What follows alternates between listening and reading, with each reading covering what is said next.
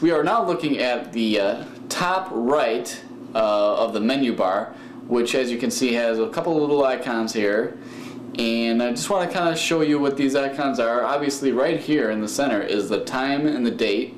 Today is Wednesday. All right, it's 8:22, and okay, 8:22 p.m.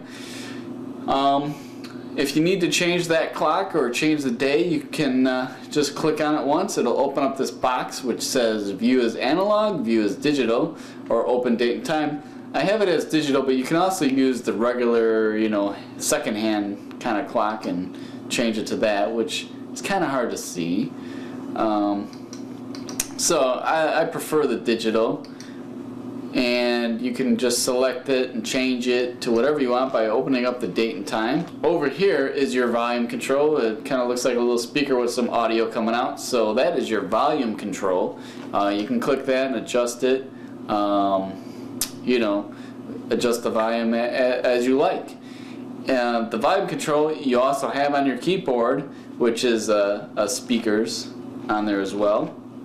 But you can also do it via the mouse by coming to the top of the menu here. Here's the cool feature. This little icon right here, it's called Spotlight. On your hard drive, if you're trying to locate a file or whatever it is, you just click on this guy. It'll bring up the spotlight, and you type in whatever the file might be. If I type in my name, it'll bring everything that has my name involved in it, whether it's project files or pictures or whatever it is. It's a very easy way to find the files you're looking for without driving yourself mad, which is a great feature.